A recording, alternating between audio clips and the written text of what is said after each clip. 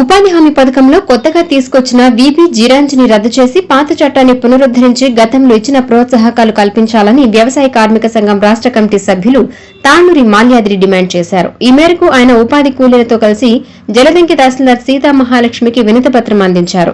ఈ సందర్భంగా మాల్యాద్రి మాట్లాడుతూ ఉపాధి హామీ పథకంలో గతంలో మాన్యువల్ గా మాస్టర్ వేసే స్థానంలో ఇప్పుడు ఫేస్ యాప్ తెచ్చారన్నారు.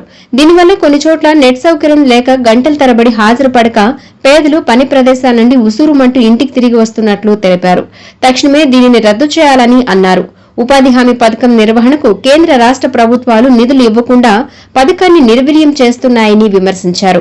ప్రతి కుటుంబానికి 200 రోజుల పనితో పాటు రోజుకి 600 రూపాయలు కూలీ ఇవ్వాలన్నారు. అలాగే సమ్మర్ అలవెన్స్ కొనసాగించాలని, పని ప్రదేశంలో మంచినీళ్లు, మజ్జిగ సౌకర్యం కల్పించాలన్నారు. ఈ కార్యక్రమంలో వ్యవసాయ కార్మిక సంఘం మండల కార్యదర్శి ఆంథోనీ బాబు, ఉపాధి కూలీలు పాల్గొన్నారు.